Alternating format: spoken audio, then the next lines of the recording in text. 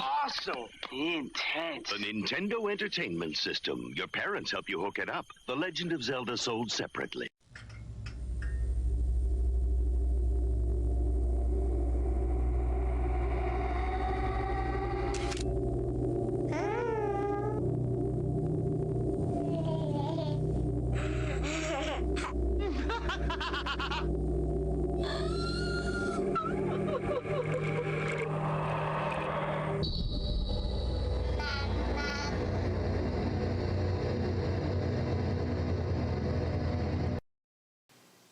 We're about to make these other salad guys green with envy.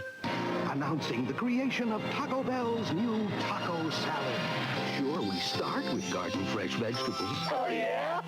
Seasoned ground beef. Oh, yeah? Served in a light flaky flour bowl you can eat. Eat the bowl. Oh, no. So try our new taco salad, the envy of all those other guys. Taco Bell, it's just made for you. Next, what is the price of a young woman's passion, a father's hate, and a man's greed when their tropical island home becomes a forbidden paradise? Jason Robards. He'll hang for it. Mia Farrow. Then you'll have to hang me too. In the story of a man and woman driven by desires they can't control. Forbidden Paradise. Next. I got Donkey Kong, and now I'll get you too, Junior. I'm Donkey Kong Jr., and that's my papa. I'm trying to save him, and boy, do I need your help. Nintendo's Donkey Kong Jr., the arcade game, is now the Super Home video game. Save your papa, huh? Save yourself first. He's chasing me with snapping jaws, and I could fall. Help Donkey Kong Jr. save his papa on your ColecoVision, Atari 2600 VCS, or Intellivision video game system. Game players everywhere, please help me save my papa. This Halloween, give them what they really want. Nut-free salted peanuts. Now only $5.99 a gram. Wake Up cleaning spray, now in fun size. This week, just $12.99 a bag. Plus, get Glorbox for just $10.99. Now you're sure to be the favorite house on the world.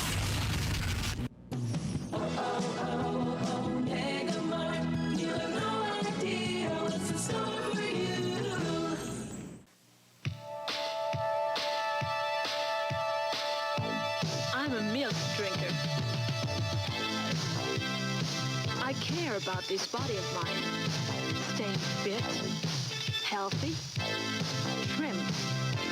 Milk is beautiful nutrition without a lot of calories. And even if you never give your body this kind of workout, think about what you do give it. Milk, it does a body good. Get a little closer, don't be shy. Get a little closer with Arid Solid Extra Dry. Ordinary deodorant sticks contain nothing to fight wetness, but Arid Solid fights odor and wetness with Arid's powerful anti-wetness ingredient. And only Arid has this baby fresh scent that's, baby fresh on you. Get a little closer with Arid Solid Extra Dry. Arid Solid fights wetness ordinary deodorant sticks can't.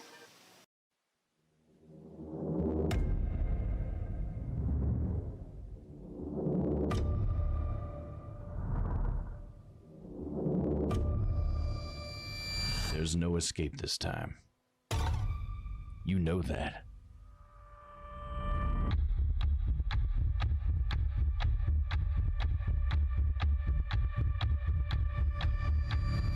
You want to know why I go after pretty little things like you?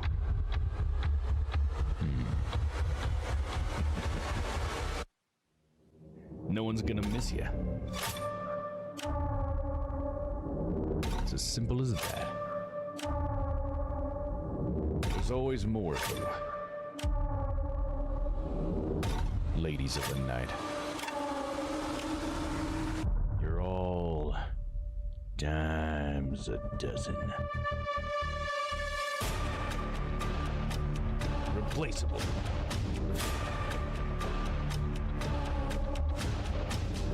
Forgettable.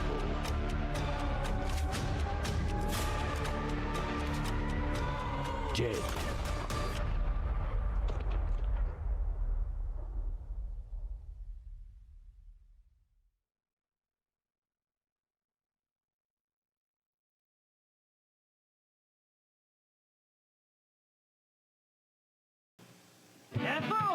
They're playing our song. Ethel, they're playing our song. When you're the life of the party, you never sit. Ethel, they're playing our song. But your dirty dishes do, and that can leave you with a real headache the next morning.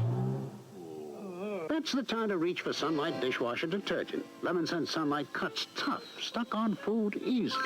Nothing cleans dishes that sit better. Try Lemon Sunlight. It really stands up to dishes that sit. Who's Kirby? Behind the flabby facade, a physical powerhouse, a street fighter, a weapons expert. He's whatever the situation demands.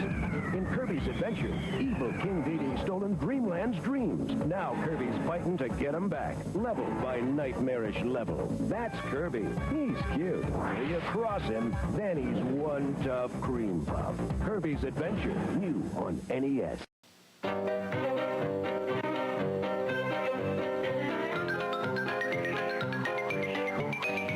When you earn a break, there's a great new way to enjoy it. Take 5 light wafers, silky peanut cream in Hershey's milk chocolate.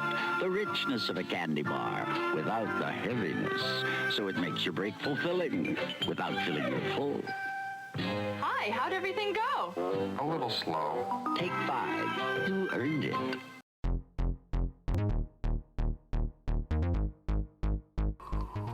Easy now. Easy now. I need complete silence. Damn it, Diddle Dandon! Yeah! Yeah! Look at this, Mr. Edgeworth. The fuck is that? Some crazy guitar pick? What is it? My guess it's a giant guitar pick. Oh, that's a guitar pick. And it was a giant guitar pick. No, it wasn't. Hello, and welcome. It is Wright Wednesday, and we are going to be continuing in Phoenix Wright Ace Attorney Dual Destinies. We are starting, I believe it's the 3rd case. I'll verify that. There's the tutorial, 1, 2, 3, yeah. Well, 4th, I guess, if you count the tutorial. And it is called the Cosmic Turnabout. So I think I actually tried out for a fan Ace Attorney animation for a character that we're going to meet in this trial, I think. So I might know a couple of his lines. Welcome and never blaming. Hey, what's up, Never? Welcome in. So yeah, there's no recap because we're just starting on it. We're starting trial day 1. What I do know from last time, I guess what I can recap, is that we are now going to be coming back to where we started from the tutorial case, which was after the explosion happened in the courtroom. I know, shit, there's a bit of green screen on the screen. Let me clean that off really quick. Got a little mess. Making a goddamn mess. There we go. So yeah, there was an explosion in the courtroom, and Apollo got very injured, and then Juniper Woods was blamed for it. And we ended up defending her as, I think as Phoenix. We started as Apollo, and I think we switched to Phoenix. And then after that case, Apollo ended up mysteriously leaving and not telling us exactly why, but that there was something that he had to do. And so I think that's what we're picking up now, if I remember right. The last case ended with Athena talking about that. So I believe that's where we are. I'm being it out, maybe playing Dying Light with Papa soon. Nice, dude. Hell yeah. You guys have a good time, dude. Let's see. Shall we get started then? Let's do it.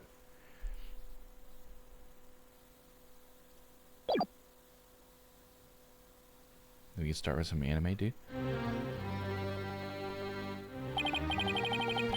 The courtroom bombing incident.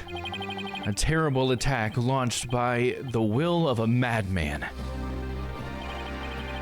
That incident perfectly symbolized the state of the legal world in this dark age of the law.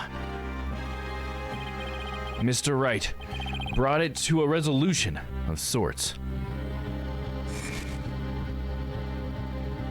Oh shit, I didn't have the voice ready.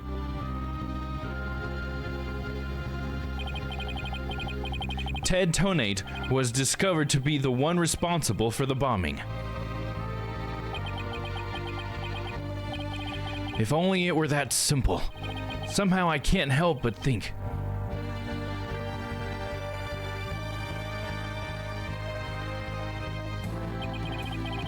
That there's a darker influence at work. One that's lurking in the shadows, waiting. That's why I want to review the trial that was taking place when the bombing occurred. After all, I've got more than a few personal stakes in it. Episode 4, The Cosmic Turnabout. Hey, what's up, Togepi? Welcome in. Happy Wednesday. Welcome in Phantom to Jappy. To Jappy, there you go. Sorry if that annoys you. There we go, some anime. Look at that, dude. The SpaceX? Please begin your final equipment check. NASA. Check complete. Everything's A-okay. We're ready here whenever you are.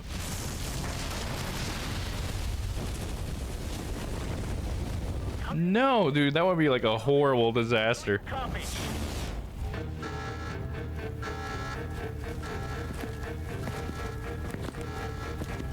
It's pretty cool, dude. I'm a big sci-fi fan.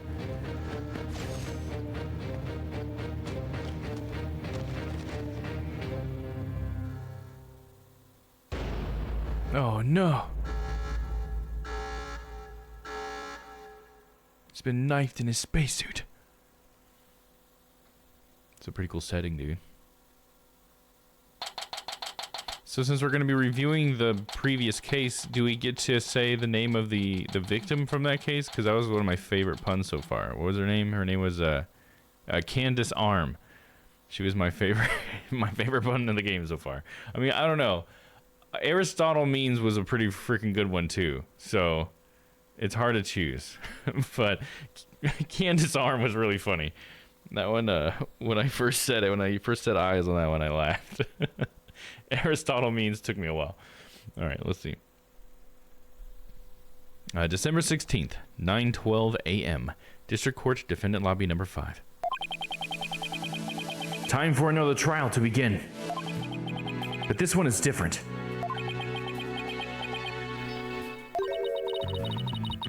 Sorry to bother you, but... Oh, it's Juniper. Are you alright, Apollo? Knack, was it making a scary face just now? Oh, hi, Juniper. Yes, I'm fine. I was just doing my Chords of Steel exercises. Now I'm all ready to go. Yes, knowing you, I'm sure you will be just fine. Oh, I brought you a present from my garden. Is this a lotus root? That's right. My grandma says lotus root is good for your eyes. She even says that if you look through the holes, it can help you see it into the future. Oh, that's interesting. I thought it was a loofah. It's all good. I'm doing fantastic. I think I'm finally free of the dark cloud that was hampering my waiting of the trials of the Cosmic Insomniac novel. Oh, cool. Well, that's exciting. Nice. Have you felt a burst of inspiration? Because that's always a nice moment, for sure. I've been working on something lately that I hope to show you guys soon. That's been pretty fun for me too. A little bit of a burst of inspiration. I found a fun app, a fun VR app. So put a little something together. It's for good luck. Maybe later you can cook it and... Thanks for this. I'm gonna have some right now. Oh my. Crunch. Kinda tough though. You can't eat it raw, but thank you for enthusiastically trying. Oops. If she didn't think me weird before, she will now. I've gotta calm down. It's funny, it's so like obvious to us with that animation, but Apollo is still so clueless. I mean, she's, look at her, dude. How more obvious can she get? Sure did nice. Also, we should create a Lotus Loofahs. Yeah, there you go. Apollo, I'm sorry I'm late. Hi, Athena. Junie, I didn't know you were coming today. Did you come to cheer Apollo on? Oh, I get it. You sly little thing, you. Athena, stop. Quit kidding around, Athena. The trial's about to start any second. Is everything all set? Oh, Apollo, Apollo. When will you ever figure it out? Figure what out?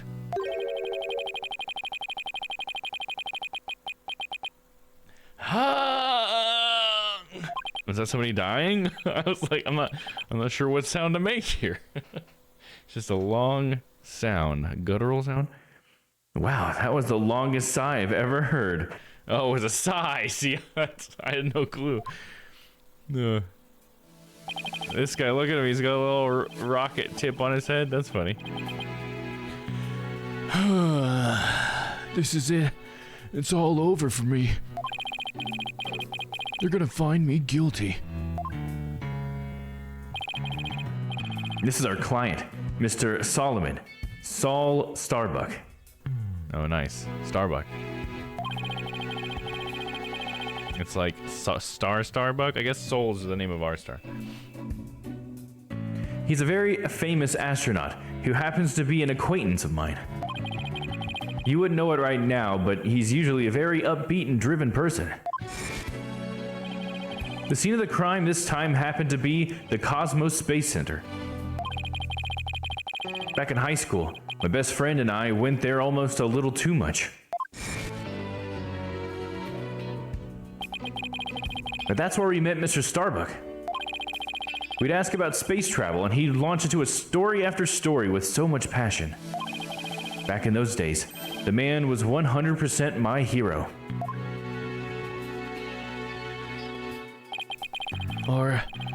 Are you sure okay with me, with being my lawyer, Apollo? Of course I'm sure. I know you, Mr. Starbuck. I know you're not the type to commit murder. Thanks, but...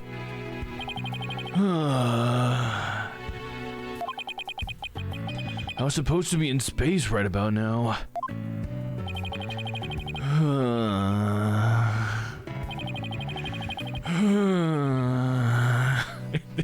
This is how sad this guy is. He wants to be in space real bad, apparently. God, he's so depressed. It almost seems like an act. The launch getting called off must have been a huge shock. I'll probably never get the chance to go into space again. Don't say that. Don't stop believing. Besides, you just have to go into space again. Or you just have to go into space again. Yeah. I don't think I could face Clay in the afterlife if I just rotted away in a cell. Clay Terran. I can't believe he was murdered. Like Clay Terrain? I mean, he was such a promising astronaut after your astronaut under your command. Yeah, he was a good guy. Always there to pick me up when I was down. No one loved life as much as him, that's for sure. He was always so full of energy, telling me, "You're fine, Mr. Starbuck." It sounds like Apollo a little bit.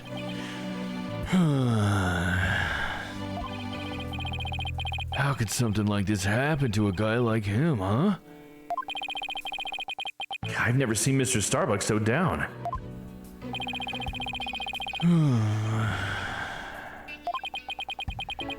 Clay's gone, and I'm going to prison. Wish I could burn up like a shooting star right now. Mr. Starbuck, you'll be fine. What is it? What's with the yelling? I'll get to the bottom of this today. You'll see. And in exchange, I want you to go back into space for you and Clay. Promise? Does that mean you have lots of evidence to prove my innocence? Oh, well, about that. Well, we didn't get to investigate the area as much as I'd have liked, thanks to the police. I'm done for. I'm a goner. Everybody thinks I did it. Thought I was gonna soar like a comet, but I'm just gonna crash like a meteorite. No, don't say that, Mr. Starbuck. Don't count yourself out yet. I know it's hard to lose a teammate, but you've got to keep going. And what about you, Apollo? What about me? I was just thinking, wasn't Clay your best friend? We need to focus on the trial right now. Are you all ready to go? Apollo. The trial is about to begin. If the defense would please proceed into the courtroom.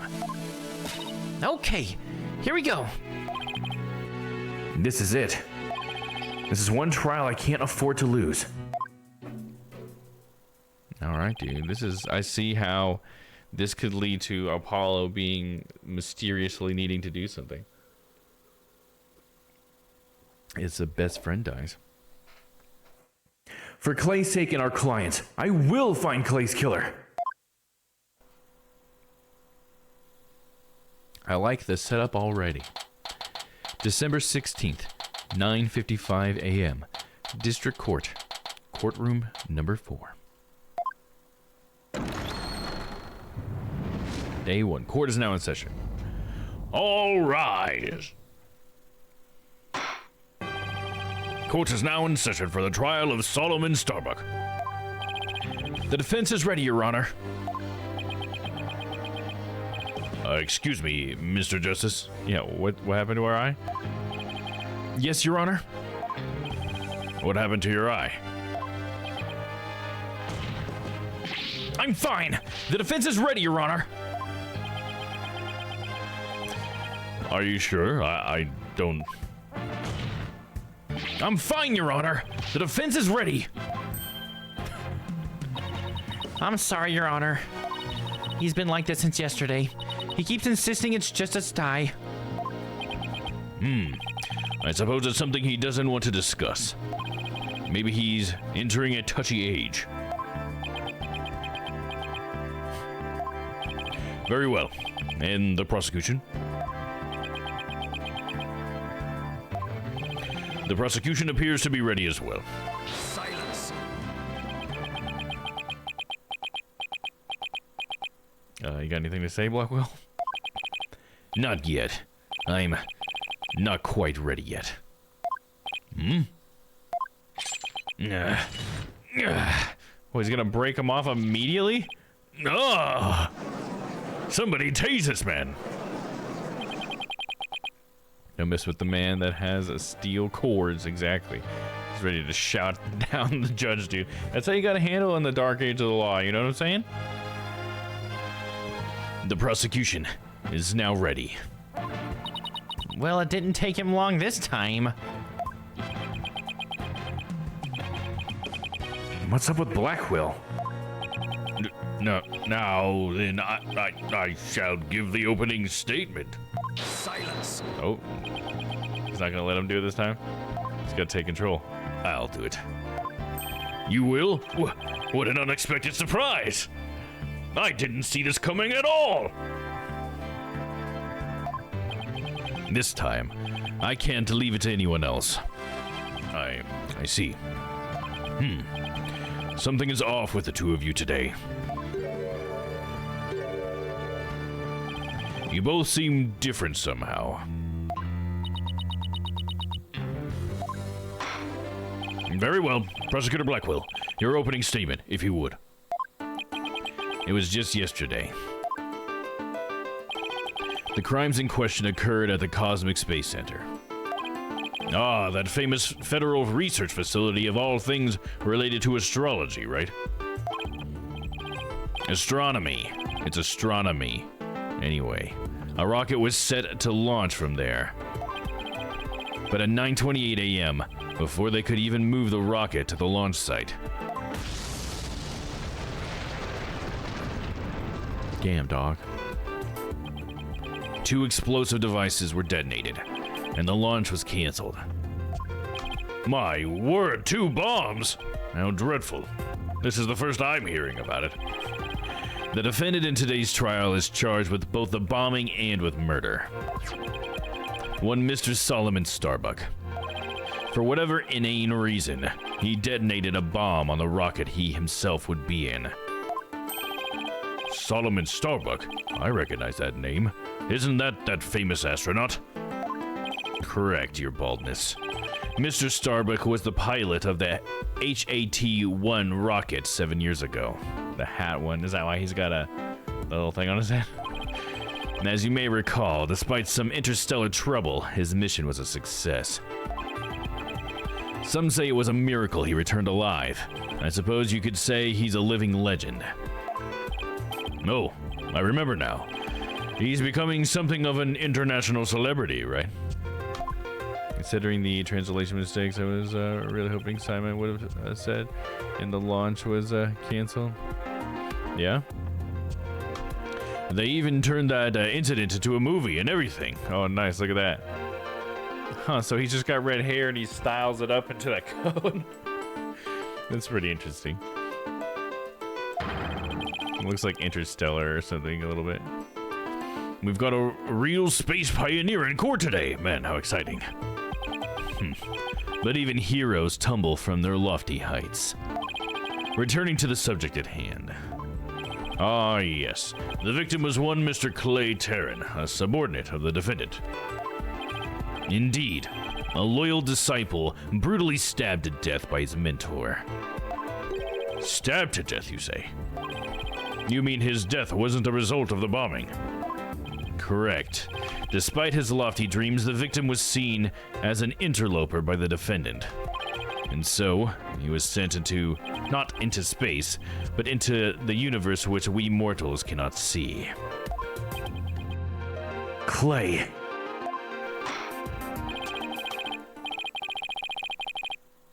I think I've heard enough. The case seems pretty clear-cut at this point. However, there is one thing I'm curious about. That metal box next to the witness stand. Is that for me? Is that a present for me? What could it be? Could it be a trombone? What purpose does it serve exactly? Since you asked so nicely, it's your coffin. Ah! Have mercy on me! I jest. It's evidence. Due to its immense size, we've little choice but to lay it where it rests now. We shall get to the contents of the box in due time. Phew. I feel like I just lost 50 years off my life. Does he even have 50 years left? Inner monologue, Athena. Inner monologue. Enough jabbering. Bobby Fulbright's the name, in justice we trust. Ah, Detective Fulbright. Very well then. Please explain the details of this incident to the court, if you would. On it. First, take a look at this pamphlet from the Cosmos Space Center. Hello, Pon Pon. Hello, Kitchen. In it, you'll find a diagram outlining the overall layout of the Space Center. Ah, here we are. For a more detailed look at what's on the left side of the building, take a look at this cross-section that we the police have created. See the launch pad and the main building? There, the launch pad is the square building and the rounded structure is the main building, right? You got it. The incidents took place in Launchpad 1 and in the main building's lounge. I'll be using this diagram during my testimony. It'll make it easier to understand. The Space Center diagram added to the court record. A cross-section view of the main building of the Space Center in Launchpad 1. Witness testimony. Details of the case. Just before the rocket was set to launch, 2 bombs went off. Boom! Boom! One on the second floor of the Space Center's main building and one in Launchpad 1. Thankfully, only the 2 astronauts were in Launchpad 1 at the time. The 2 of them managed to make it back as far as the boarding lounge. But after the escape, one of the 2 was found stabbed to death.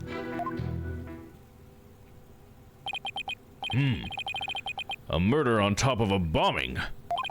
Detective, the victim was already dead by the time you arrived at the lounge, correct? Yup.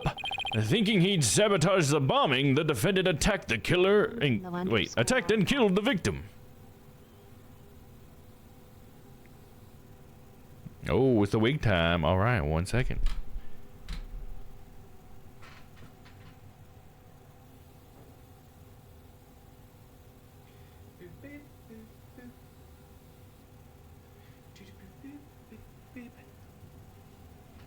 Bam.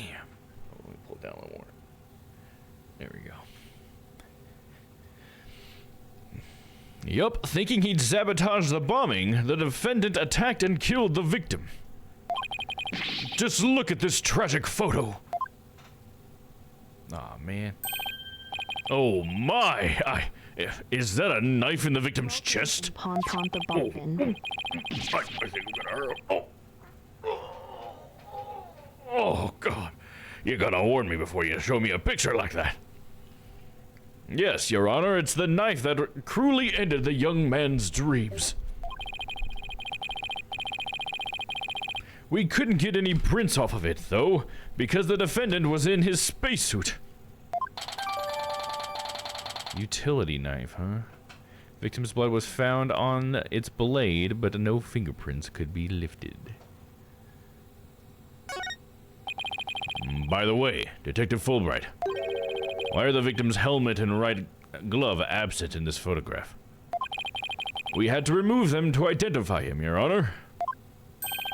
I personally removed his glove during the investigation. We had to get his fingerprints to confirm his identity, after all. Yes.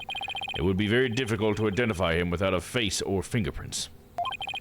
Now, there's just one more thing I'd like to inquire about. What is this round thing next to the victim in this photo? Something so important to the victim, he took it with him as he escaped the launch pad. A capsule that apparently contains asteroid samples. While obviously valuable for research purposes, it has no relation to this case. Why would they have asteroid parts up in the rocket that was going to leave? Is that something you would bring back? So, we know that bomb in the main building was on the second floor. But where was the bomb that was in Launchpad 1 located? That one was on the rocket itself. It was situated around the central part of the rocket. Apparently, the area around the launch pad's elevator was a sea of flames. I would like to submit this diagram and report to the record. Bombing report. The explosion sparked a fire on the second floor of the main building and the middle level of the launch pad near the elevator.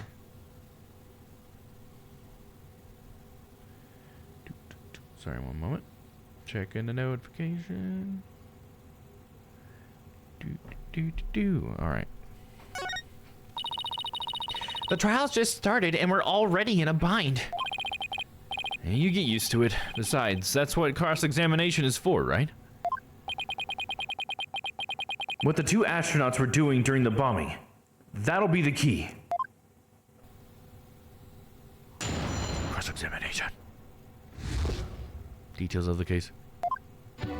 Just before the rocket was set to launch, two bombs went off. Boom, boom. Hold it! How powerful were the explosions? Well, the one in the main building wasn't strong enough to bring the place down. But the room it went off in was burned black. Thankfully, nobody was hurt. Due in large part, of course, to me stepping up to lead the excavation. Or sorry, evacuation is what it said. I read. I'm a dummy. When you examinate across. Examinate's a fun way to say that. Wait, what were you doing in the first place, Detective Fulbright? I'm Bobby Fulbright, hero of justice. I'll be there wherever and whenever people need my help. I'd go to the other side of the world or even the edge of the universe. I'm not sure he knows how far that actually is. But I guess I'll leave that one alone. Admirable decision, Justice Dono. Huh? What'd he decide? He just read my mind. Anyway, could you describe what it was like at the Space Center at the time? The bomb cut the power to the central bank of elevators and the third-floor lounge. It was pitch black in there, I tell you. However, the security cameras and whatnot were running on emergency backup. And how did the evacuation go? I immediately and heroically whisked people down to the Space Center's basement shelter.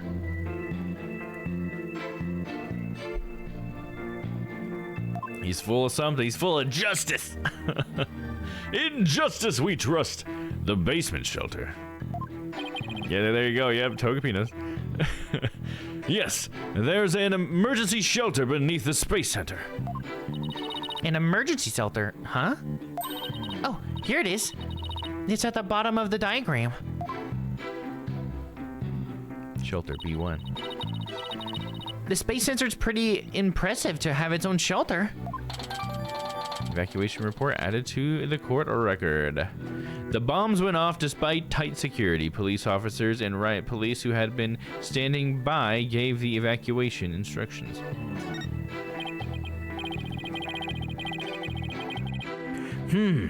The power outage and evacuation seem unrelated to the murder at this point. Guess I'll leave that aside for now. So there were 2 explosions in total, correct? Yep, that's right. One on the second floor of the Space Center's main building and one on Launchpad 1. Hold it! Let me get this straight. Mr. Starbuck rigged a rocket he was going to board with explosives? Huh? What are you talking about? If the defendant really did plant the bomb on his own rocket, he'd get caught in the explosion as well. Oh, I hadn't thought of that. Fine. A simpleton for a simpleton. Fulbright. The motive. Understood. The defendant actually had astrophobia. Astrophobia? What's that? A fear of space, naturally. Just the thought of space can cause the afflicted to freeze up. And so, in his terror, the defendant found a way to stop the launch at the last minute. That's absurd. Unfortunately for you, we have evidence. Take a look at these. What are they? These anti-anxiety tablets were found among the defendant's possessions. That doesn't mean that he's afraid of space. Apparently, he was taking them in secret to quell his fears. There were a multitude of problems with the rocket Mr. Starbuck rode 7 years ago. Rumor has it, it threatened to crash a number of times as well. That was, of course, very traumatic for Mr. Starbuck. Objection! But that doesn't mean he'd go so far as to blow up his own ship. Silence. The defendant couldn't bear to mar his good name, now could he? No, not after the media had branded him Soul Starbuck, space pioneer extraordinaire. Given these conditions, the defendant could hardly run away like some base mutt. What, so that's why you think he resorted to the bombing? Naturally. He constructed this act of sabotage in an attempt to blow up the Space Center, which would effectively abort the launch, but spare his reputation.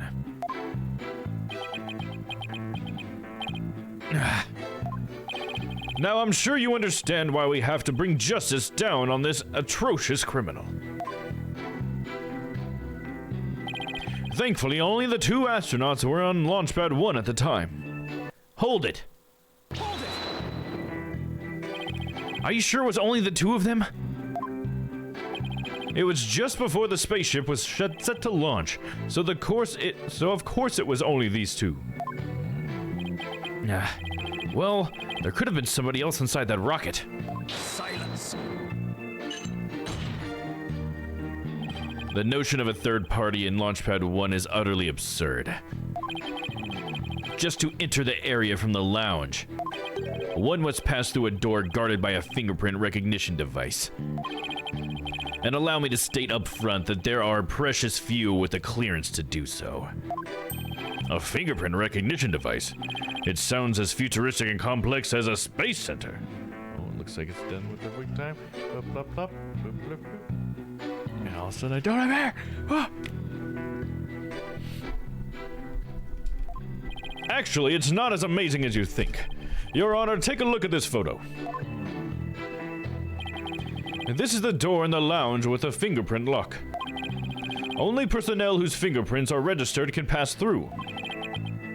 Right? It all fell off. It's all the stress from these court cases, let me tell you.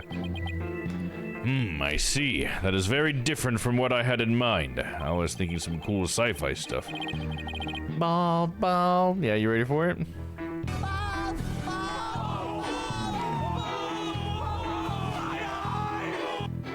My eyes! That's my favorite part.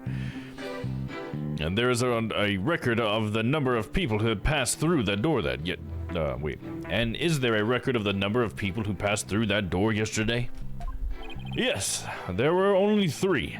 The defendant, the victim, and the director of the Space Center, Yuri Cosmos. Yeah, that was the guy I had tried out for, is Yuri. And doesn't that mean it's impossible that the director is the one who did it?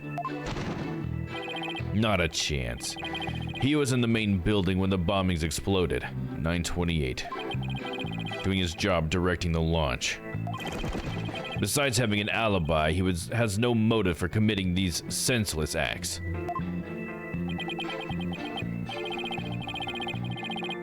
He has a point. Guess the director can't be considered a suspect then. Or can he? I'll consider him a suspect all day. Thanks, Pon Pon. Launchpad 1 door lock added to the court record. A biometric door lock operated by fingerprint recognition. Only the defendant, the victim, and the Space Center director had access. The 2 of them managed to make it back as far as the boarding lounge. Hold it! Hold it! Hold it! Hold it! Nice. So, while it wouldn't appear that the pair barely escaped... Wait.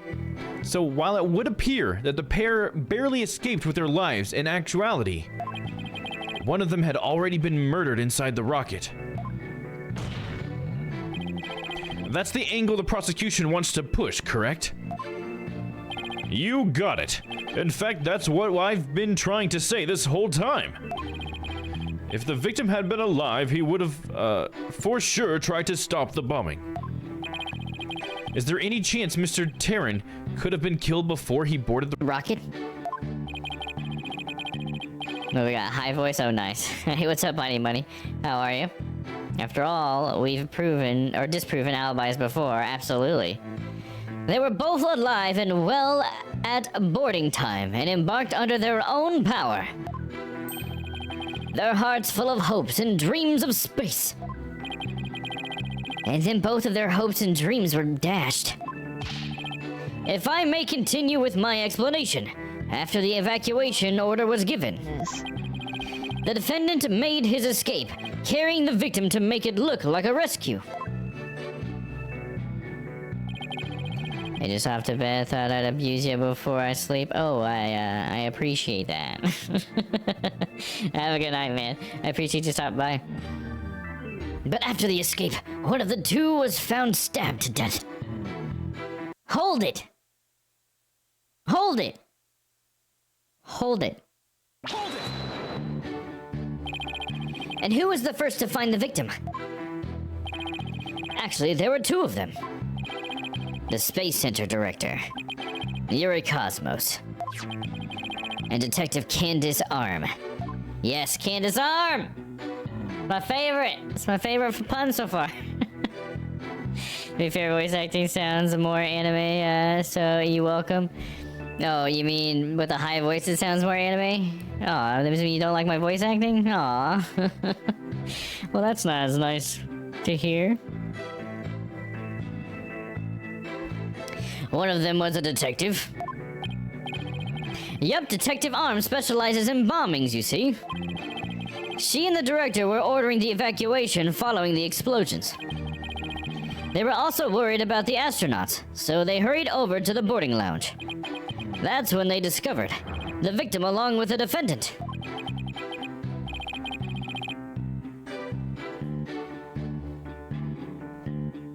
Two witnesses, huh? And one of them is a detective.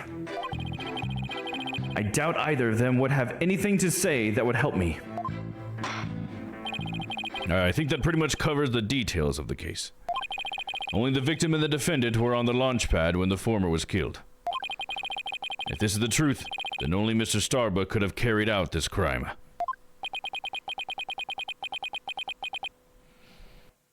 What little I could get out of him only hurt my case. Justice Dono. Foolish is the warrior who rushes headlong into battle. Preparation is an essential element of battle, so I advise you to take a gander at this. What is it? Footage from a security camera. As the two astronauts emerged from the bowels of the Launchpad 1 corridor.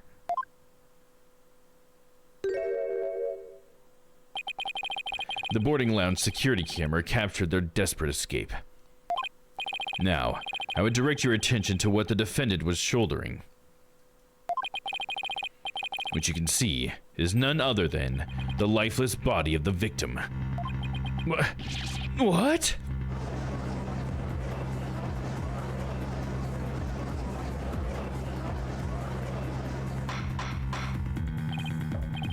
Order, order, I say. This lines up exactly with what the prosecution has been asserting. I should have known Blackwell would have something like this ready. Security camera video. A video showing the defendant and victim's escape from the corridor to the boarding lounge. Apollo? How exactly did they determine that Clay was already gone in that footage? Ah, I see what you mean. Whether Clay was still alive at that point is pretty crucial. Your Honor, please take another look at the footage.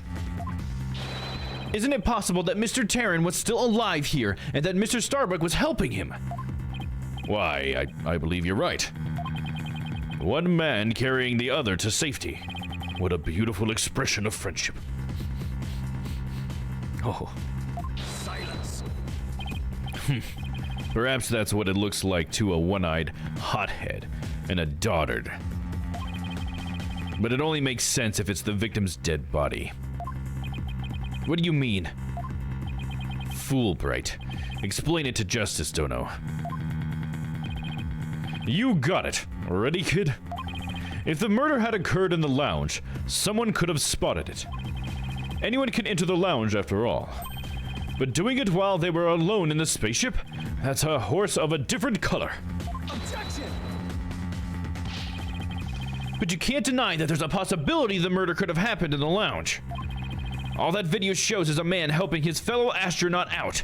Silence. Your assertion is based on emotion. It's based on your belief that Mr. Starbuck would have surely helped his own disciple. But you have no logical explanation as to why the victim could still be alive. Unfortunately, Mr. Justice, the prosecution is right. Your argument is lacking in sound logic. But it sounded perfectly logical to me. Well, Mr. Justice, if you have no further objections, I believe it's time to bring this cross-examination to a close. Objections? Well, Athena? Help me out. Your Honor, the defense requests a little time to think and regroup. Given the facts, I'm not sure I see the need. What is it, Athena? It's just, there's something that's been bothering me. If it isn't the defense stalling for time, as always. Very well. I'm feeling generous. You may have a small measure of time. Doesn't the judge get to decide that? Yes! You have 5 seconds. 5 seconds? After that, I declare this cross-examination to be closed, and a verdict to be rendered. Your baldness, raise your gavel high. It's time for a countdown. Oh. Ready? We don't have time. Spit it out, Athena. Only 3 more seconds. Look, I don't think the prosecution explanation is very complete. Meaning? Meaning there's something missing. Like, they conveniently left it unexplained. Something they didn't explain. Something they didn't explain. You're right. I think you know what you're talking about. Your 5 seconds are up, Mr. Justice. Is there anything about the prosecution's argument that you'd like to rebut? Yes, Your Honor. Actually, there is.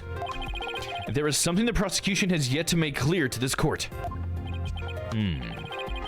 Well, if you put it that way. What is it that the prosecution has failed to explain? Alright, hold on. Saving. It's either the motive for murder or why the body was moved. I guess why the body was moved, I think. Because they tried to explain the motive for murder. It was to save his own reputation. So what's why the body was moved? Because why didn't he just leave the body in there where he murdered him? And then he was going to make an explosion anyways, you know?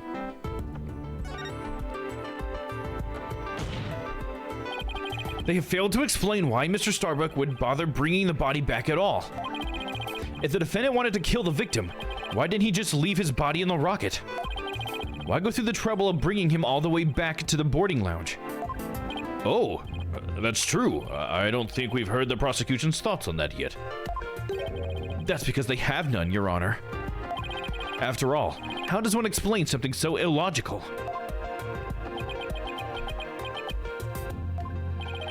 The prosecution is claiming that the defendant moved the victim's dead body. But what if the entire premise of that argument is wrong? Then let's hear your theory, Mr. Justice.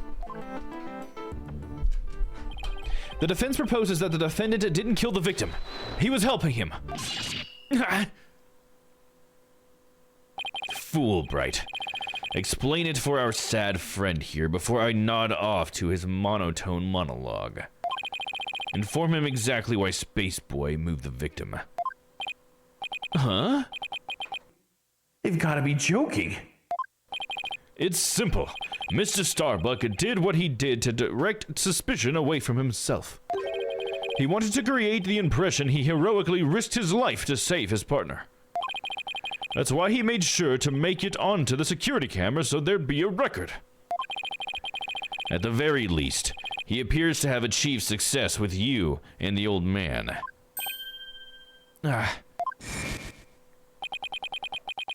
One man carrying to the other to just wait a minute. One man carrying the other to safety. What a beautiful expression of friendship. I almost said carrying him to justice. What does that even mean? The average person wearing a spacesuit weighs easily over 200 pounds. Saving the life of a partner who weighs as much while trying to escape deadly flames. What a dramatic sob story fit for the silver screen. Indeed, I was completely taken in by the humanity of the story. You see, yet the true ending is that all traces of his hammy act were meant to be blown up. Yes, and now we arrive at the thrilling conclusion. The third explosion. Objection! Third explosion? What are you talking about? There was no third explosion. Silence. Indeed, you are correct. But that is thanks to Detective Arm. It was she who identified and secured the bomb. Oh, Candace. Can't disarm the bomb. However, it doesn't change the fact that a third bomb was discovered in the lounge. The steel coffin beside the witness stand. That would be a bomb transport case. We used that to transport and deactivate the deactivated bomb here. It was found in the lounge. A bomb in the form of a most distasteful toy. What? One on the second floor of the main building, one on the launch pad, and one in the lounge. The defendant planned to set off 3 firework displays.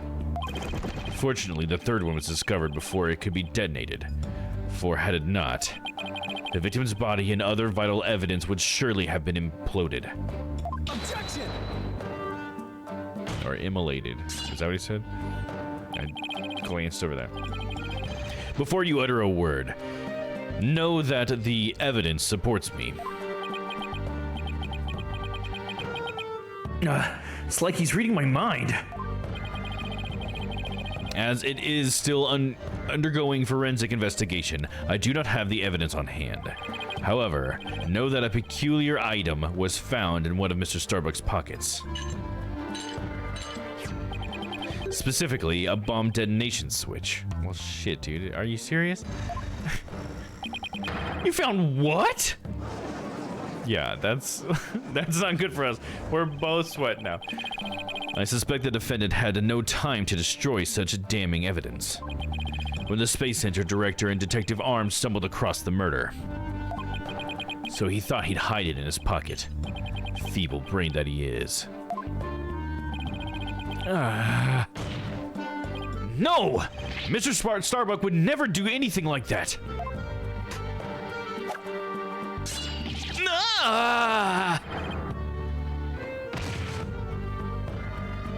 Oh no, we've been defeated! Justice, Dono. Open your eyes and see the truth. This appears to be irrefutable evidence that the accused set off the explosions. No! There has to be some kind of mistake. This can't be the truth. Still can't accept it? You believe in your client, come what may. Then why don't you cross-examine the defendant himself? This has got to be a trap. It's like Blackwell's controlling the entire game. Yeah. Seemed like he was waiting for me to bring up the body moving issue. Now we don't have Starbucks anymore. Why do you say that? Because he had just the right argument when I pointed it out. I feel like Starbucks reference to that show, right? What is it?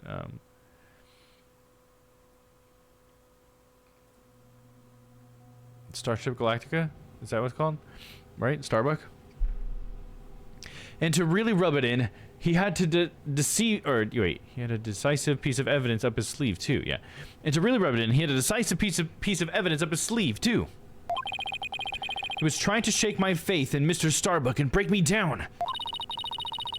Then making you cross-examine Mr. Starbuck at this point was part of his plan too. Totally underhanded. I wouldn't expect anything less from him.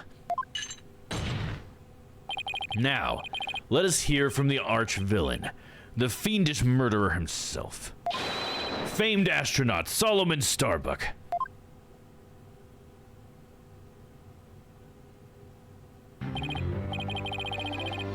Battlestar Galactica, that's what it's called, right? Going into standing mode.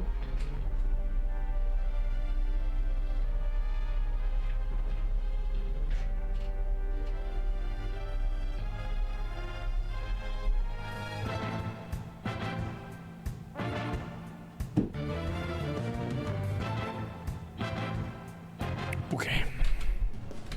Transformed. Uh-oh, but now we have a hole in the Dommiverse. Hold on.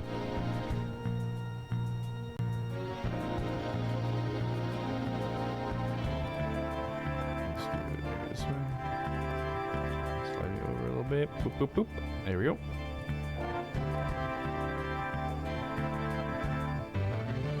Okay, well, there's a little bit left. There we go. Witness, your name and occupation, please. Solomon Starbuck, astronaut.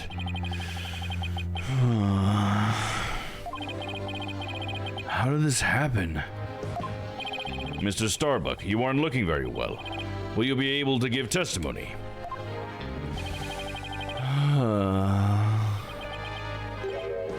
No. Well, unfortunately, no is not an option. You are being accused of the Space Center bombing and the murder of Clay Terran. Please testify to these allegations.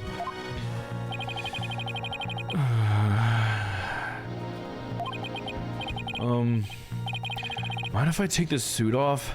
It's getting really heavy. Silence. It's not the weight of the suit that you feel, but of your sins. It was what we call a dimension rift, yeah, right? Just do what Mo did in Big Top. What Mo did in Big Top? I don't know what you're... Oh, Mo from the Big Top Circus, right? That's what you mean? What did Mo do in Big Top? I don't remember what Mo did, though. What was it that he did? It's not the weight of the suit that you feel, but of your sins. Prepare to carry that weight for the rest of your life. Banish me to the moon. I don't care anymore.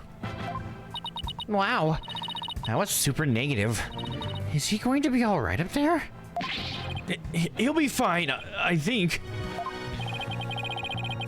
As long as he doesn't totally give up and say he did it, that is. Which our clients tend to do. I feel like for a while now, a lot of our clients keep doing that. Even the last game, it seems like, right? Maybe. Give a joke testimony at his first... Oh, that's right. Yeah, Starbuck had given one, just give a joke, one totally illegal in this court. Yeah, there you go. That's true. Because, yeah, he kept trying to be funny, but he wasn't funny at all. Because Mo doesn't know how to be funny anymore. That's why he runs the circus now, right? All I did was support Clay over my shoulder and get us out of the rocket. Like always, I took the elevator down to the middle level and headed for the corridor. Clay had passed out by the time we got over to the order to evacuate. I didn't kill Clay. I was trying to save him. So you assert you didn't set off the bombs or murder the victim? But I bet you think I'm lying, right? I reserve all judgment until after I've heard your full testimony. I'm pretty sure you don't believe me. I bet you don't even believe I'm an astronaut. Wait, what? I don't think the judge doubts that. Who'd wear a suit like that except an astronaut? I will say that when I saw you in that movie, you appeared quite courageous. Though I suppose reality never quite lives up to fantasy.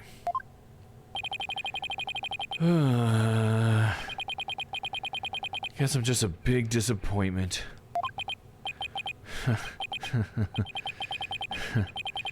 I really don't care what happens anymore. Oh no, he's completely given up. Hey, who is that? What a depressing fellow. If you were to join me in the clink, I imagine that annoying sigh of yours would rub off on the other inmates. Like how it rubbed off on Prosecutor Blackwell a second ago? Oh, he's the one that did it. Oh, okay. They did not make that clear.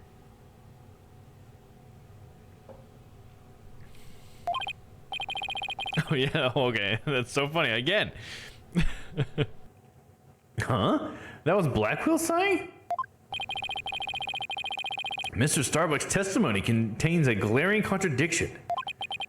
The question is, what does it mean? Even if Mr. Starbuck is my client, I can't be a gun-shy now. It's time to find out the truth. Wait, he had a contradiction in there. I didn't pick up on it right away. Let's go through it here.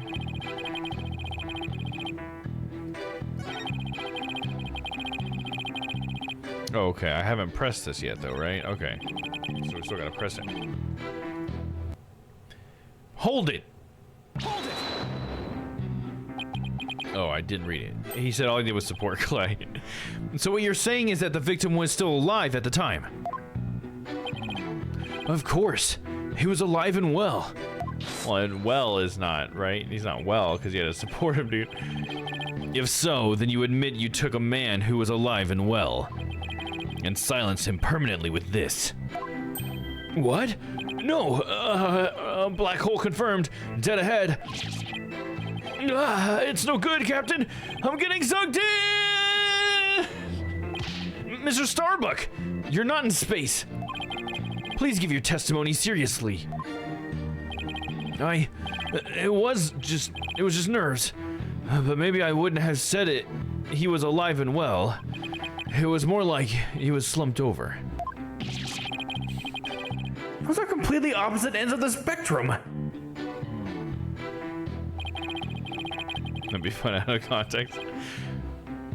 Like always, I took the elevator down to the middle level and headed for the corridor. Hold it! Hold it! Is that the elevator inside the launch pad area? That's right. We always use it to get to the cockpit and to get to and from. Okay, gosh, why can I not read all of a sudden? That's right. We always use it to get to and from the cockpit. That makes sense. So he was just using the route he always used. In spite of that fact that there had just been an explosion? Huh? I think Mr. Starbuck is hiding something. Something pretty big. Clay had passed out by the time we got the order to evacuate. Hold it! Hold it! Hold it! Hold it! Hold it! Passed out? Why was he passed out? Probably because of the explosion. The noise and vibration were incredible. It's little wonder a person would pass out, right? I guess? Not that I'd know. I've been hit by space debris. The main engine's on fire. It's gonna blow.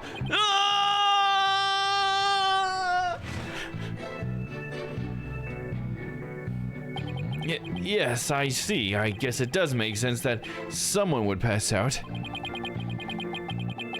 Especially if the person in question is Mr. Starbuck. Anyway. I didn't kill Clay. I was trying to save him. Hold it. Hold it. Hold it. Hold it. Hold it. Don't worry. I understand. I'll make sure everything turns out all right. But everyone's glaring at me like I did it. Apollo, you have to reassure him better than that. But how am I supposed to do that? Try to imagine how he's feeling and use that to figure out how to boost his confidence. Mr. Starbuck, think back to what Clay used to always say. It's times like these when we would repeat, "I'm fine" to himself. I'm fine. Yeah, I guess he did say that a lot.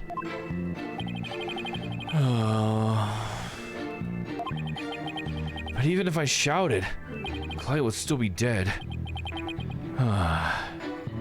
What's the use?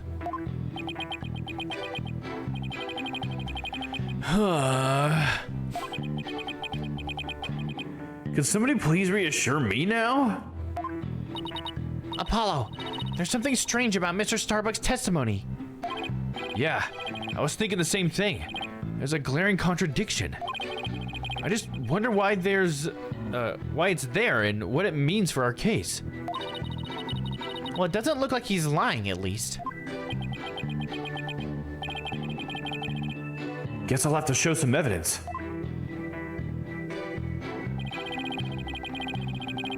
All I did was support Clay over my shoulder and get us out of the rocket. Okay, yeah, we're starting over. So he's got some contradiction here. Get us out of the rocket. Like always, I took the elevator down to the middle level and headed for the corridor. Okay, so is there something with that? Because we got some maps here. Took the elevator.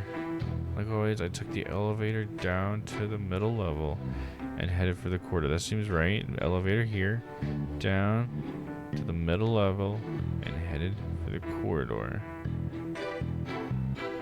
Yeah, I don't see any problem with that.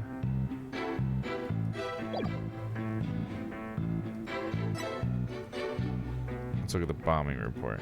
Explosion sparked a fire on the second floor of the main building and the middle level of the launch pad near the elevator.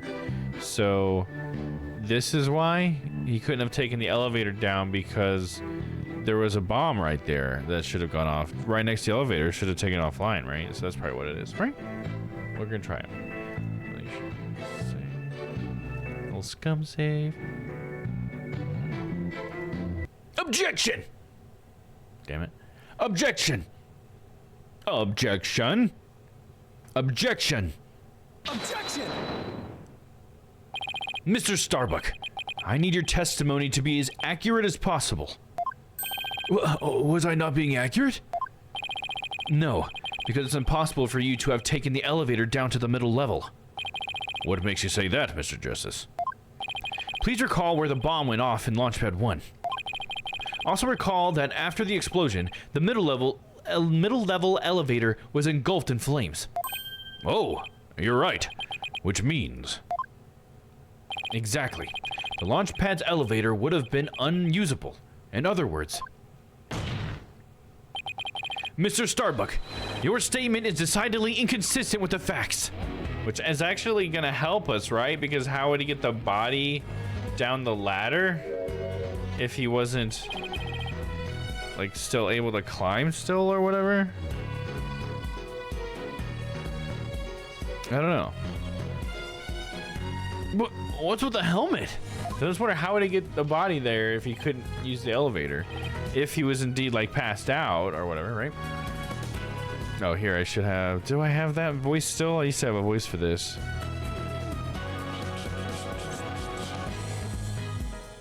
Aw, man. I guess I'll just use like a radio voice. I used to have like a muffled voice for when you had your head inside like glass or whatever, but every once in a while voice mod just erases my custom ones. It's super annoying. Oh, here's where it was. If I click on it, I bet nothing will happen. Yeah, it's not active anymore. So let's go with a radio voice, I guess, or whatever. Oh, wrong button.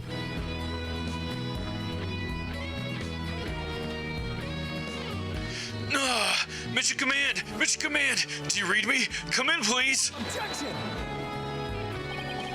This is Mission Command. I order you to pay attention. Stop this nonsense and answer my questions, Mr. Starbuck. My helmet. My oxygen! Oxygen connection and body temperature declining, requesting medical assistance.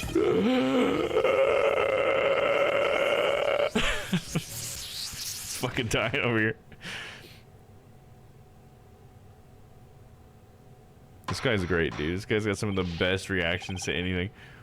Mr. Starbuck, we are not in space right now. Please stop pretending to have lost consciousness and stand back up.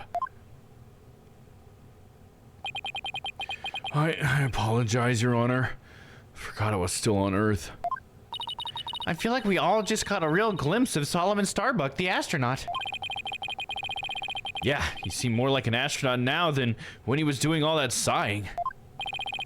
Mr. Starbuck, could you please explain the inconsistency in your statement about how you use the middle level elevator? Saying level elevator is hard for my mouth. It doesn't want to do that. I was nervous. I said the wrong thing. I'm sorry. I actually took a different route, I think. A different route?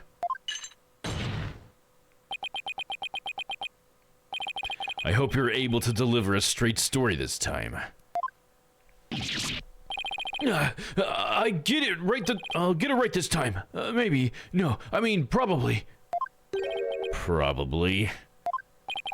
It's understandable to be nervous, but let me remind you, accuracy is paramount in court. Sometimes we talk about perjury, but we don't really do anything about it. My escape route. Let's see, my escape route. What I said before was a mistake. I remember now. I took a different route. Maybe. Probably. With the capsule and Clay in my arms, I made my way from the upper level. So you're saying you escaped without using the elevator? That's right. There's a ladder that spans the upper and middle levels. I used that ladder to get to the middle level. Luckily, the fire hadn't reached the ladder, so we could make our escape that way. In the capsule you mentioned, I suppose you mean the thing next to Mr. Terran there. Was the capsule that important that you'd risk your life to take it with you? It almost goes without saying, but yeah. That capsule contains asteroid samples. Therefore, it's invaluable as research material. With this spacesuit on, Clay weighed a ton, but securing the capsule was also important. I need you to answer to the best of your ability. Mr. Starbuck, please remember that your verdict is writing on your testimony.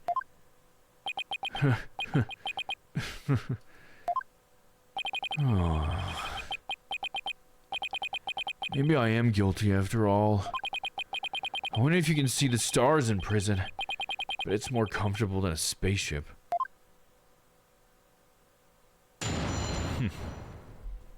The space anxiety kind of sounded like it might be real right there. My escape route. Let's see, my escape route.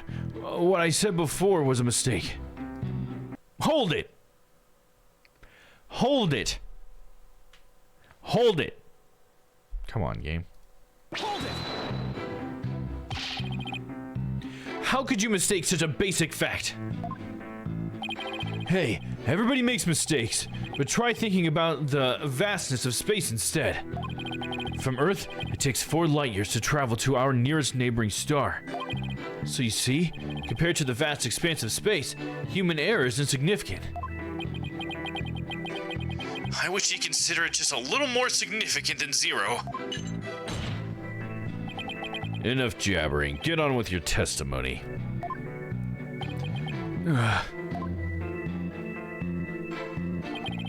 I remember now. I took a different route. Maybe. Probably. Hold it! Hold it! Maybe. Probably? Did I hear you right, Mr. Starbuck? I didn't say either of those things. Mission Control, come in, please. An error has occurred in the sound system. Activate the emergency tin can telephone. No! Tin can telephones aren't effective in the vacuum of space. Silence. Stop this nonsense, or I will sever you and your tin can telephone. All right, I'm begging you. I'll tell the truth. Just don't sever anything. Apollo, is he going to be all right? I'm starting to think he's not. Let's see. So about when we were running away. He's like turning knobs, flipping switches. With the capsule and Clay in my arms, I made my way down from the upper level. Hold it!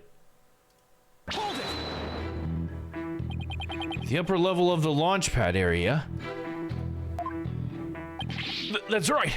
That's what I said, isn't it? Granted, that route does exist. So to recap, you had Clay over your right shoulder and the capsule in your left hand. Yeah, it's really important, so I couldn't let it get burned up. So even though Clay was really heavy, I couldn't afford to carry him with both hands. I did the best I could with him over one shoulder and the capsule in my other hand. I don't think the meaning of what he just said has hit him yet. So how is he gonna use a ladder when he has no hands? You know what you have to do with that statement, Justice Dono. this was a trap, dude. Yes, I know. Well, I've come this far. No turning back now. It's time to present some evidence. So Mr. Starbuck escaped with Clay and the capsule, which means it's just like in the footage. I can see why he couldn't run, though. He must have weighed over 200 pounds just by himself. Yeah, and he had to support Clay, who was another 200 pounds. Plus, he had to ensure the safety of that capsule. I don't think I could have walked under those circumstances. Walking straight forward is probably about all I would have been able to manage.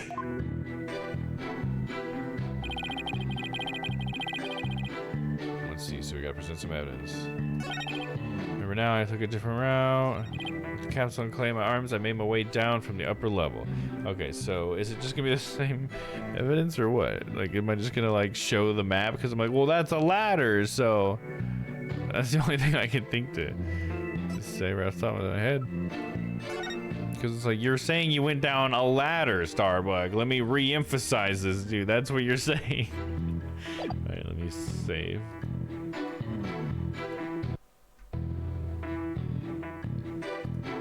Objection! Objection! Mr. Starbuck, why don't you just tell the truth? The truth? Let's see. The Earth is blue. No, that's not right. I guess the Earth isn't blue. Yeah, that's it. The truth, Mr. Starbuck. The oxygen connection is super low in this area. Prepare the emergency oxygen tanks. Mr. Justice, the witness appears confused. Please help draw out the truth from him. Mr. Starbuck, under the circumstances at the time, you couldn't possibly have reached the boarding lounge via the upper level route. Huh? Not as long as this was along the escape route. This right here. Take that. To get down from the upper to the middle level, where the Launchpad 1 corridor is, you'd have to go down the ladder. Isn't that right, Mr. Starbuck? Of course. That was the only way we could escape. Objection! But how would that work? At the time, you were supporting Mr. Terran over your shoulder, were you not? And remember, he was in full space gear as well, putting him at over 200 pounds. Well, it's easy on the moon. Gravity is only 1/6 of what it is on Earth. Objection! You were on Earth, dummy.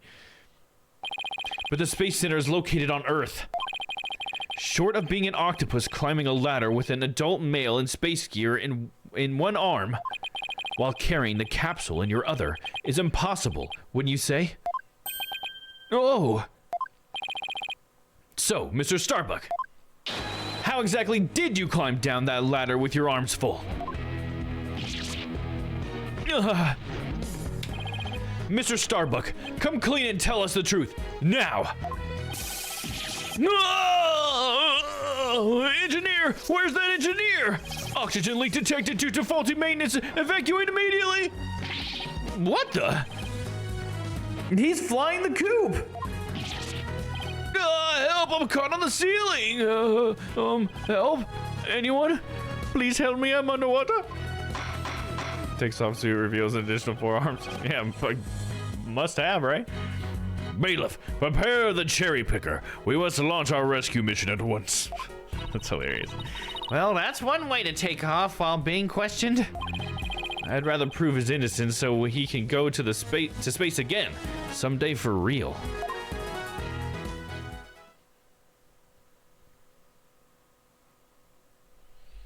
Why doesn't he take that suit off, dude? Why would they would not let him take that suit out of the freaking Space Center, dude. Now then, Mr. Starbuck, do you think you can keep your feet planted on the ground? Yes. I apologize for losing control. Are you ready to tell us the truth? No! Not that! Anything but that! Wait, why isn't Athena like chiming in now? What's going on? This isn't the Mr. Starbuck I know. Hey, he's got Discord, dude. We need Athena to use her thing. It appears Spaceboy is prone to deception. Witness. Yikes! Yes? I thought your story odd, but perhaps the inconsistencies can be explained as the result of a medical side effect.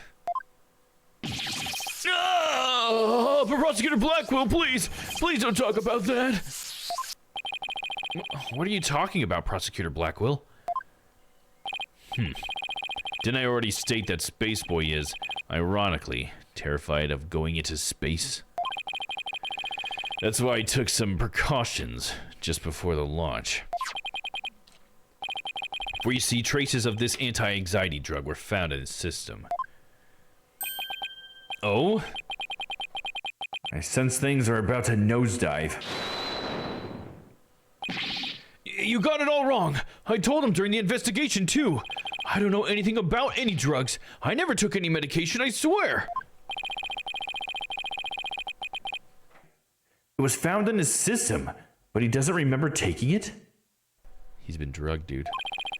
How could that be? Somebody must have slipped them to me. But I guess maybe that's why I don't remember. Because of the side effects. Yeah, that's why I don't remember much about what really happened. What? Now you're going with you don't remember what happened? Order! Order in the court! We can't get any useful testimony out of him if he doesn't remember anything. Well, this certainly explains why his testimony kept changing. Why didn't he just tell me he couldn't remember? I guess he didn't want anybody to find out he was terrified of going into space.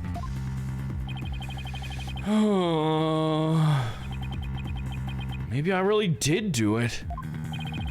Which brings us to the answer of our original question. Of how the witness climbed down the ladder with a dead body. It does? So what is it? A dead man feels no pain and makes no complaints, Justice Dono. He threw him down. So the body was simply dropped down from the top of the ladder. Oh my. I see. And then the defendant could climb down with his free hand. Well, let's look at the autopsy report. Drop the body down? Who would do such a disrespectful thing? Besides, dropping the body down would leave marks on the body itself. So you are capable of quick thinking. Yes, you are correct. Really? Oh, thanks. Ah! Huh? What's this? It's the oxygen tank from the victim's spacesuit. It's ruptured, and I'm sure you can figure out why. You can't be implying it ruptured when the defendant dropped the victim's body. I am. For the fracture easily when struck. Objection! Why would they use them as space suit tanks then? I guess because they're lightweight, is that why? Even if that's true, the tank's explosion and shrapnel would leave its mark on the body. Yet according to the autopsy report, only the knife wound was found on the victim's body. They're clearly grasping at straws with this line of reasoning. Silence. A spacesuit isn't heavy for the sake of being heavy, Justice Dono. It includes the latest technological devices and is made of the fabric of tomorrow. This fabric is made to protect astronauts from the dangers of space. So falling a few Earth yards would hardly leave a mark on the wearer. Objection! I mean, okay, I see what you're saying there. Then shouldn't it be impossible to stab someone through it as well? Nice. It should. And yet, through sheer coincidence, the knife slipped through a weak spot in the suit's structure and found its way to its target. But what are the chances? You forget that our killer is an astronaut himself, with knowledge of how the suits work. Guys, got me there. And now my argument has been proven. Spaceboy killed the victim in the rocket, and then dropped his body from the upper level. After climbing down, he shouldered the body, and made sure the camera recorded them.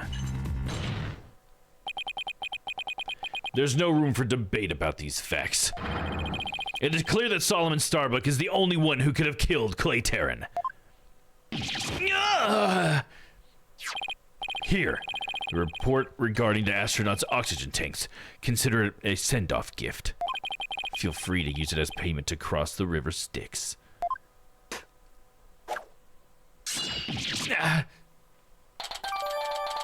Oxygen tank data. The victim's tank was ruptured with 0% left. The defendant had 80%. Remaining oxygen is displayed on the left shoulder. So we know that our clients was 80%. That's interesting. What did they use the oxygen for? Where did that 20% go? The tie is getting eaten by the screen, a literal hole in the body. Yeah, I know. Yeah, usually I try to adjust it so that the tie is visible, but the reason why I didn't do it today is because I was noticing that for some reason right here in the middle of the screen there was like speckles from my green screen. I don't know, I gotta maybe adjust some lighting or something, or maybe my green screen's not. Yeah, it is a little wrinkled, maybe that's why. But yeah, so I just decided to not mess with it. But yeah, you're right. I got a tie-shaped hole in my chest. Anyway, yeah, I just didn't want it to disrupt the middle of the game screen and be like little green specks on Athena's face, you know, and stuff like that. Hey, this report is pretty detailed. Remaining oxygen in tanks. The display on the astronaut's left shoulder shows the oxygen remaining. After the incident, the victim's tank was ruptured and the remaining oxygen was 0%. The tank belonged to Starbuck, who claims to have carried the victim, said it was 80% full. Tanks were functioning properly at the time. Let's see. The display on the astronaut's left shoulder shows how much oxygen remains. I guess that means these glowing cyan digits represent the amount of oxygen remaining.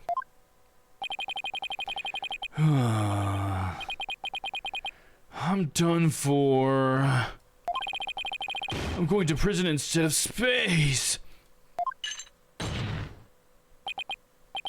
Space boy. Yes? Take heart. The bejeweled night sky is still beautiful, even when viewed through bars. You mean the stars as seen from prison? That's right. Your cell will be your spaceship. Picture the view through the iron bars. It's like being an astronaut in your own craft for all time. It's not a half bad thought. Mr. Starbuck? Prosecutor Blackquill got him good.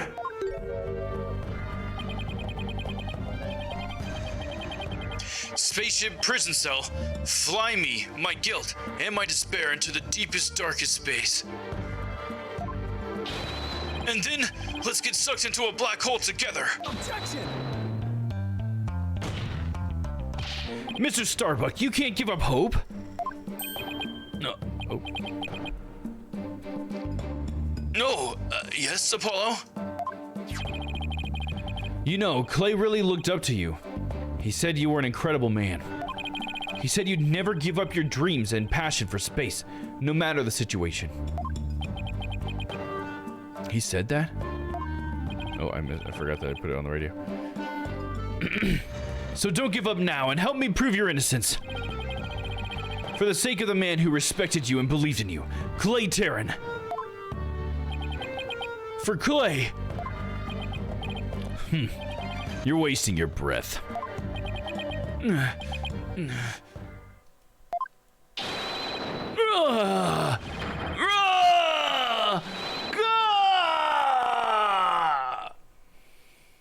This guy is so dramatic. Is he a new person? Apollo, thank you. I can see things clearly now. Mr. Starbuck. I'm fine now. Thanks for reminding me of my life's mission. Right. We'll both be fine. I'll prove your innocence. You'll see.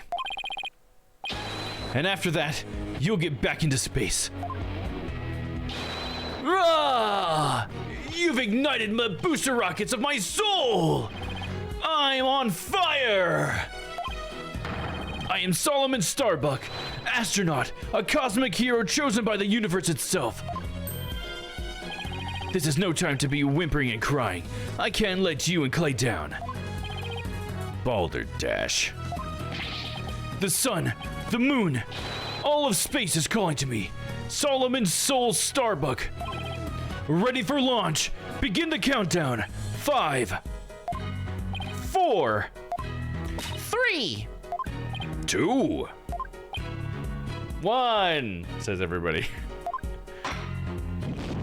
Lift off!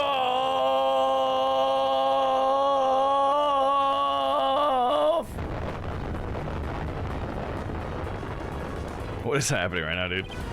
Well, I feel like I've witnessed an actual rocket launch. Apollo, you did it! You broke Prosecutor Blackwell's grip over Mr. Starbuck. I can't take the credit. It was all Mr. Starbuck. He pulled himself through. If you simpletons are done massaging one another's egos, no matter how positive your mood, my advantage remains unshakable. I have but to wait for the final guilty verdict. Isn't that right, your baldness? I can't let up now. I have to stop Blackwell. I have to see this through. Mr. Starbuck just has to make it back into space. Aw, they look like such nice boys. I won't allow Clay's dream to remain unfulfilled. I've got to destroy Blackwell's argument somehow. Think, Justice, think. Only people at Launchpad 1 were Clay and Starbuck. If the only people at Launchpad 1. And if Clay was already dead by the time this footage was taken, then the only person who could have killed him is Mr. Starbuck. So the only way to counter Blackwell's argument is if I can prove that Clay was still alive when they arrived at the boarding lounge. In which case I should be able to find some contradiction in the evidence itself. Now, let's see. About this data that we just received. This supposedly proves that Mr. Starbuck dropped Clay's body in Launchpad 1. But if I'm going to prove that false, then there must be something that I can use here.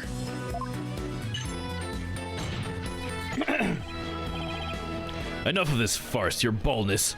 Let's have your verdict. Objection! Prosecutor Blackwell, you seem to be in quite a hurry to rush the verdict. But about this oxygen tank data you submitted just now.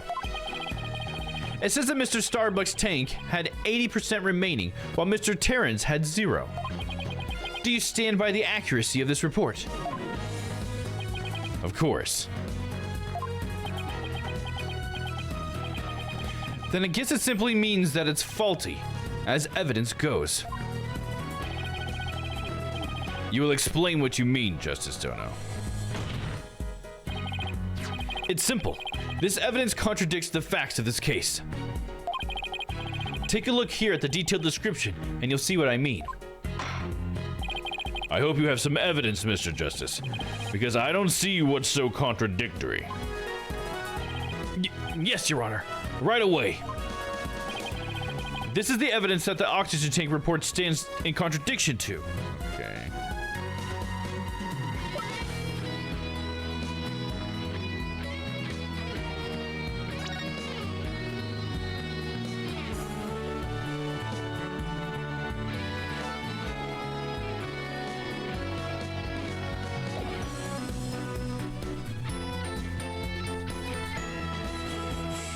Security camera video just shows it. Oh, right here, right? Probably 50. Yeah, but this says 80. So yeah, there you go. That's it.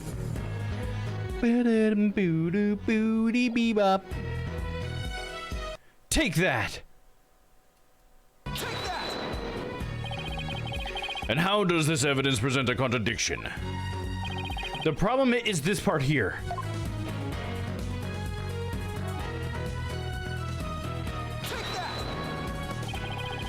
Note the remaining oxygen in Mr. Starbuck's tank as he carries Mr. Terran. It appears to say 50. Yes, but according to this data, our client's tank had 80% remaining. The oxygen in the tank increased. I see your honor finds it as strange as I do. It's bad enough that there is a contradiction, but the increase in oxygen is beyond illogical.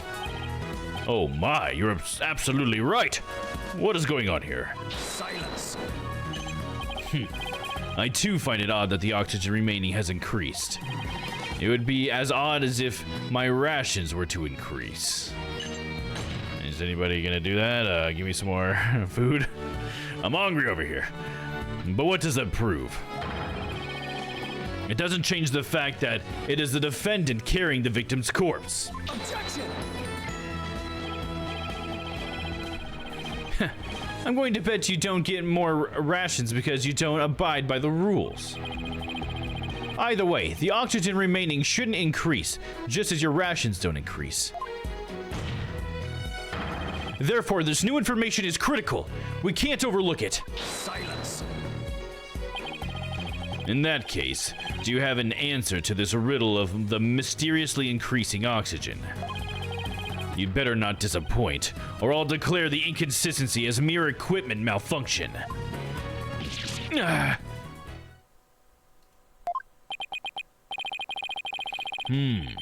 Prosecutor Blackwell has a point. I suppose it could be a simple malfunction. Mr. Justice, if you cannot provide an adequate counter-argument to this point, I'm afraid I must bring this trial to an end.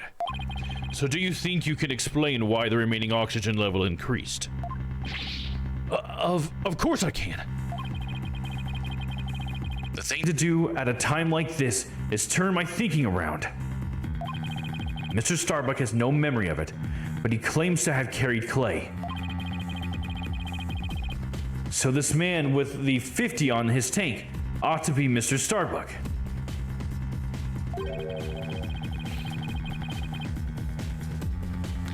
Can't pay Simon to say when they use gumshoe salary logic on his rations. Oh yeah, where they keep tightening it and tightening it. Yeah, poor gumshoe. I'd love to see him again.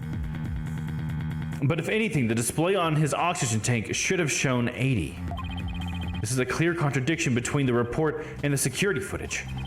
So what I should be asking is not why did the oxygen level increase, but what had to have happened to make it look like it increased. Am I making some kind of mistake in my base assumptions here? Well, Mr. Justice, we're waiting. Yes, Your Honor. I'm ready to answer. This is why the remaining oxygen appears to have increased. Hold on. Saving. There we go.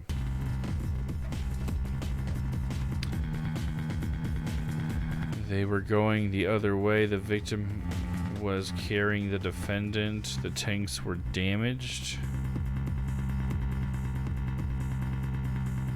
They were going the other way. Like it's been mirrored. And it would have 20 left. Because it looks like it has, or to have 2 left. But that still doesn't make sense, right? They were going the other way. It would still increase, right? The victim was carrying the defendant. The tanks were damaged. I guess the victim was carrying the defendant, maybe, because he doesn't have any oxygen left. So maybe he was the one carrying the other guy. I don't think it would be the tanks were damaged. So we'll try that. The victim was carrying the defendant. Tables were turned. That's why his was empty, not because he was dropped. Try that. What if it was the other way around? The other way around. Would you care to explain, Mr. Justice? As you can see, Your Honor, both men had their helmets on in this footage. But it turns out, this is where our base assumptions went astray. We assumed that it was Mr. Starbuck helping Mr. Tarrant, but it was the other way around. It wasn't Mr. Starbuck helping Mr. Tarrant at all. It was Mr. Tarrant who was helping Mr. Starbuck to the boarding lounge. I was, what? Order, Mr. Justice. Explain yourself, you son of a bitch. You mean to tell me that the person on the right in this image is the victim, Clay Terran? It's the only way the riddle of the increasing oxygen level can be solved, Your Honor. At this point in time, the remaining oxygen in the victim's tank was at 50%. And when the victim was found in the boarding lounge, the tank was at 0%. That's right.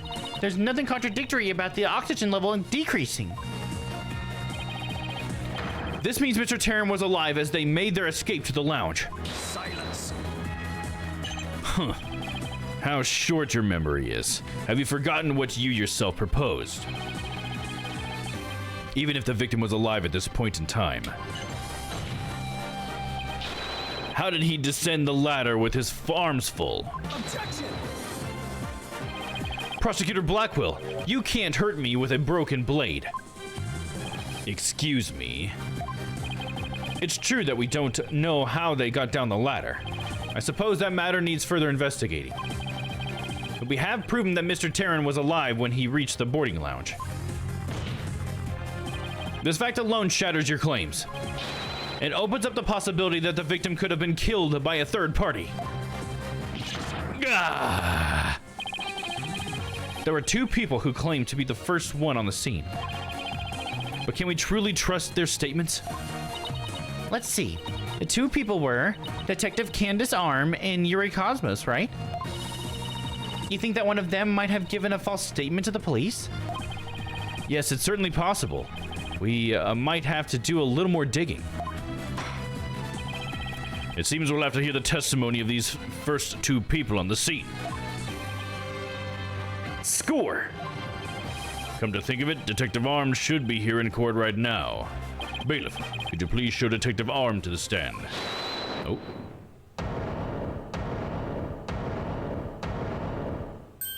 Oh, it's Ted Tonate. Trying to remember his name, his voice. I don't remember the voice I used. I have an announcement, everyone.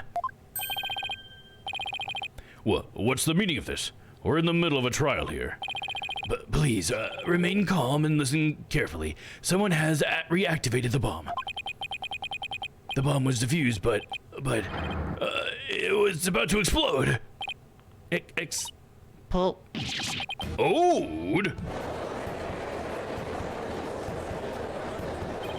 A bomb?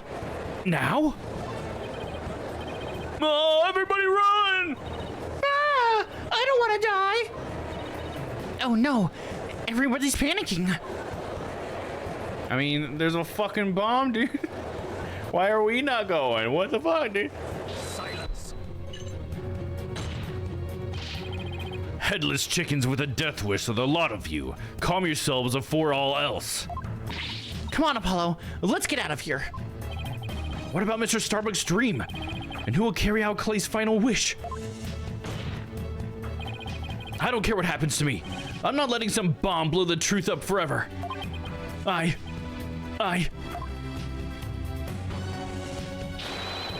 refuse to let things in here. Apollo, this is no time to be dramatic. If we don't get out of here now, we're gonna die. Come on, this way. Hey, ouch! Let me go. Apollo! Juniper?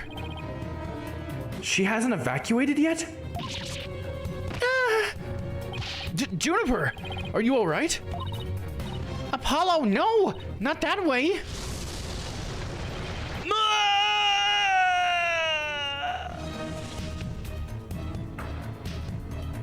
Why don't we get to see anything? You should have made that the anime part. Come on, dude.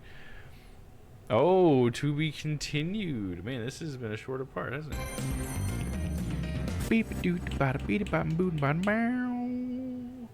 were only going for almost 2 hours. That's going to be a short stream, but we will end it there, though. I like doing just one part at a time. We will save it. The Cosmic Turnabout. Thus, we have the second victim of this case, Bumrap Riney. Yep, poor little Riney. Pretty adorable little thing, if you ask me. Let me see here. Save.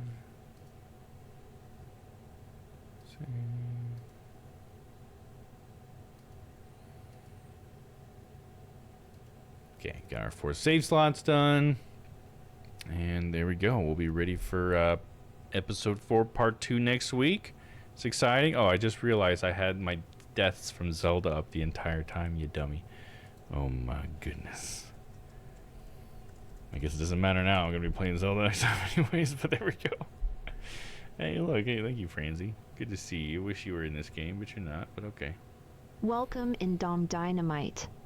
I honestly thought this was going to be short. It did, like, part way through, it did kind of feel like it was getting close, right? When he said he was going to bring in Candace Arm, I was like, okay, well, maybe this will go for, you know, the normal length. But, yeah, no, we got interrupted there. But, yeah, that's pretty cool. We're picking up sort of where we left off. We're getting to fill some blanks in where the story started, you know, so that's pretty cool. I'm excited for that. Let me jump on over to my chatting side here. And I'll be using this extra time I have tonight to try to work on a little piece of content that I will be showing you guys. Hopefully you guys enjoy it. It's not really stream related, it's some random thing. But I hope you guys enjoy it. But yeah, so that's what I'll be doing tonight.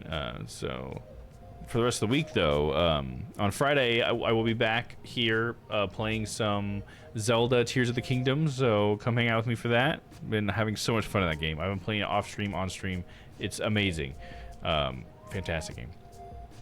And then this weekend we have some game showcases happening, so we will be doing some streaming, me and the boys, Streams Planet, across our channels. So come hang out with us, check out what games are coming out, get our reactions, and we'll try to do a recap in the end. If you just want to come by at the end, we'll try to recap what we thought was cool by the end. And if you miss it, but you end up getting to find out what the games come out, you know, feel free to post them in the Discord or talk about it in the Discord. I'd love to know what you guys are hyped about after we get all this new gaming info coming in this weekend. So that is going to be exciting. So look out for that.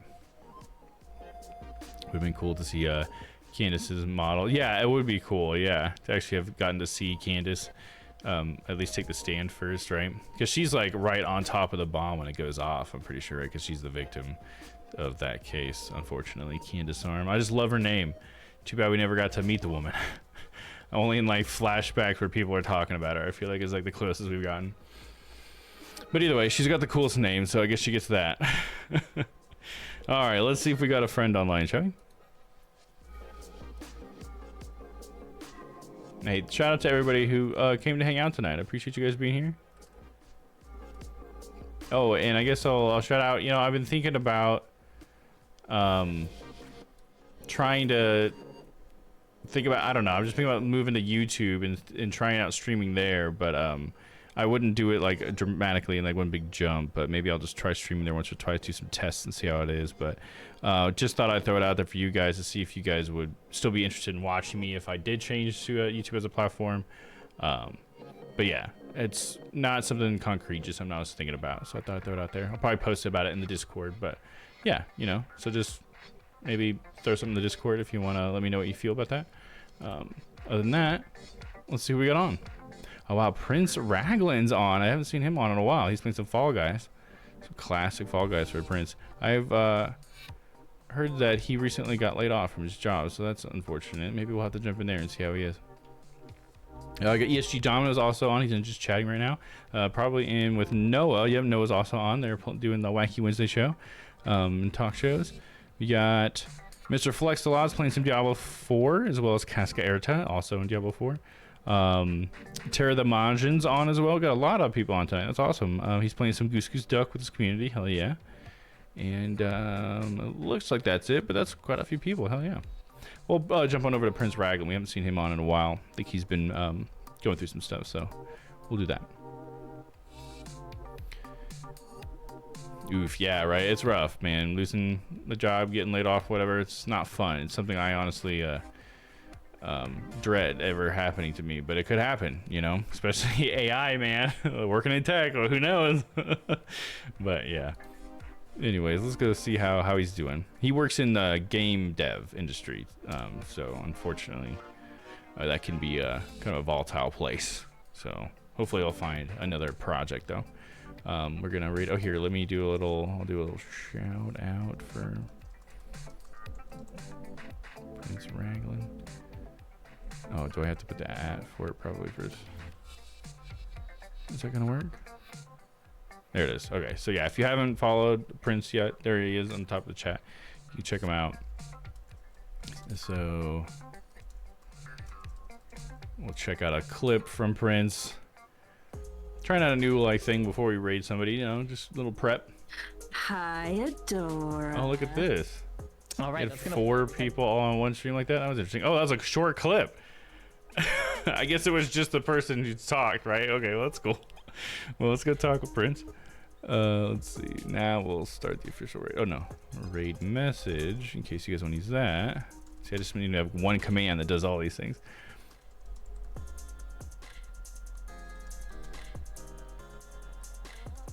And then starting the raid counter. Here we go. I probably should start that and then do the clip. Yeah, I'm figuring it out. We're figuring it out. I appreciate you guys jumping on the raid with me. Let me make sure that I'm in the raid so I can join y'all.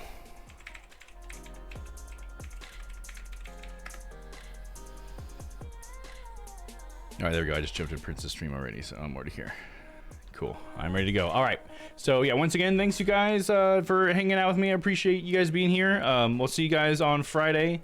Until then, stay happy, stay healthy. I love you all. Have a good night. Bye-bye.